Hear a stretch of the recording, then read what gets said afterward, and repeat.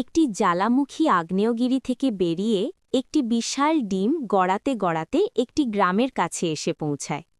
ডিমটি দেখে গ্রামের লোকজন দৌড়ে এসে জড়ো হয়। কিন্তু এত বড় ডিম দেখে তারা ভয় পেয়ে যায়। আতঙ্কিত হয়ে তারা ডিমটিকে গ্রাম থেকে ঠেলে জঙ্গলের দিকে পাঠিয়ে দেয়। ডিমটি গিয়ে জঙ্গলের একটি গুহার পাশে পড়ে থাকে। কয়েকদিন পর ডিমটি ফেটে যায় এবং তার ভেতর থেকে একটি ছোট ফিনিক্স পাখি বেরিয়ে আসে। সময়ের সাথে সাথে সেই ফিনিক্স বড় হতে থাকে। হঠাৎ করে গ্রামে প্রচণ্ড শীত পড়ে যায়। ভারী তুষারপাত শুরু হয় এবং পুরো গ্রাম বরফে ঢেকে যায়। গ্রামের মানুষজন তীব্র ঠান্ডায় খুব কষ্ট পেতে থাকে। ঠিক তখনই ফিনিক্স পাখিটি গ্রামে আসে।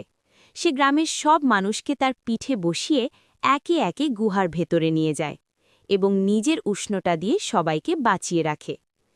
গ্রামের মানুষদের প্রাণ রক্ষা পায়, কিন্তু ফিনিক্স পাখিটি কাঁদতে থাকে।